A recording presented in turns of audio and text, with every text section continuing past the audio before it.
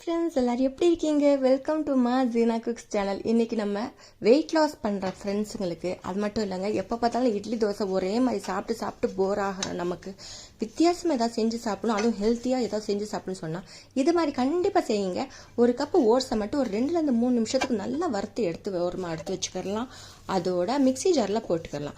Mixie ஜாரில் போட்டு 2 table spoon ரவை, வறுத்த ரவையாக இருந்தாலும் பரவாயில்ல, வறுக்காத ரவையாக இருந்தாலும் பரவாயில்ல, அதோட 2 டேபிள் ஸ்பூன் கடலை மாவு தான் பைண்டிங்க்கு இந்த தோசைக்கு. அதோட இதை நல்லா மிக்சியில் போட்டுட்டு அரைச்சிட்டு வந்துடலாமா. ஒரு கிளாஸ் ஊற்றி அரைச்சிட்டு வந்து இது வந்து பேஸ்ட்டாக போட்டுக்கலாம். இது போட்ட பின்னாடி இப்போ வந்து இது ரொம்ப கட்டியாக இருக்கு இல்லையா, இதுக்கு வந்து தண்ணி வந்து மிக்சி ஜாரில் நல்லா அலசிட்டு இது ஊற்றிக்கலாங்க. இது ரொம்ப ரொம்ப ஈஸியாகவும் இருக்கும், ரொம்ப டேஸ்டியான ரெசிபிங்க. கண்டிப்பாக இதை ட்ரை பண்ணுங்கள். இது நல்லா வந்து கலந்து விட்டுக்கலாம். இது நல்லா கலந்து விட்டுட்டு இது கொஞ்சம் கட்டியாக இருக்கும் இல்லையா, அதோட இதுக்கு தேவையான அளவுக்கு உப்பு வந்து ஒரு 1/2 ஸ்பூன் உப்பு போட்டுட்டு இதை வந்து ஒரு 15 நிமிஷத்துக்கு அப்படியே நல்லா மூடி வச்சிடலாம்.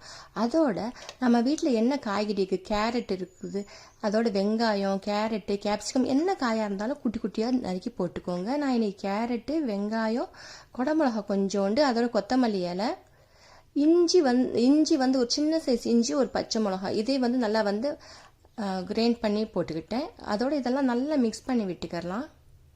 இது கொஞ்சம் கட்டியாக இருக்கிறதுனால கொஞ்சம் பார்த்து தான் தண்ணி ஊற்றணும். அதோட வந்து இப்போ இதுக்கு தேவையான அளவுக்கு மஞ்சப்பொடி, ஒரு 1/2 டேபிள் ஸ்பூன் மஞ்சப்பொடியும் போட்டுக்கலாம். நல்லா கலக்கி விட்டுட்ட பின்னாடி இன்னைக்கு வந்து இது சூப்பராக இருக்குங்க. இது கண்டிப்பாக போடுங்க. ஒரு டீஸ்பூன் வந்து வெள்ளை எள்ளு போட்டு சேர்த்துக்கோங்களேன், சூப்பராக இருக்கும். அதோட வந்து தண்ணி பார்த்து ஊற்றிக்கோங்க, நிறைய தண்ணி ஊற்றிடாதீங்க. மாவு நல்லா ஓரளவுக்கு வந்து தோசை ஊற்றுற பதத்துக்கு ஊற்றிக்கோங்க.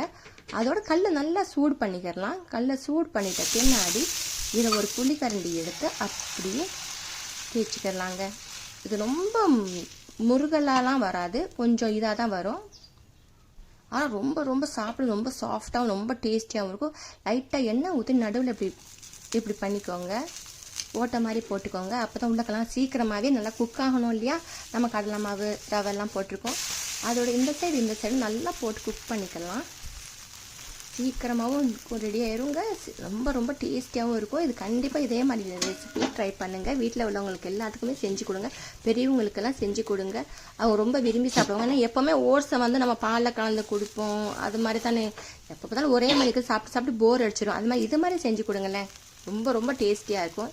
இந்த தோசைக்கு வந்து சட்னி வேணால் வச்சு சாப்பிட்லாம். இன்றைக்கி வந்து நான் வந்து இட்லி மிளகா பொடி இருக்கும் இல்லையா, அதுவும் தேங்காய் எண்ணெயை ஊற்றி வச்சு சாப்பிட்டேன், ரொம்ப ரொம்ப டேஸ்டியாக இருக்கும். ஒரு 2-3 நிமிஷத்துலேயே அப்படியே நல்லா குக் ஆயிருங்க.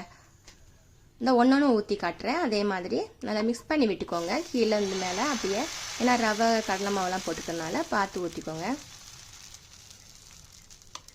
இதில் நம்மளுக்கு இஷ்டமான காய்கறி எதுனாலும் போட்டுக்கலாம். கேபேஜ் இருந்தால் கூட போட்டுக்கரலாங்க. எதாக இருந்தாலும் பொடிசாக நறுக்கி போட்டுக்கோங்க, அப்போ தான் சீக்கிரம் குக் ஆகும்.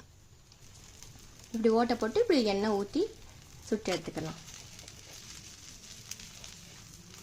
பிரேக்ஃபாஸ்ட்டுக்கும் செய்யலாம், நைட் டின்னருக்கு கூட செஞ்சு கொடுங்களேன், நல்லாயிருக்கும்.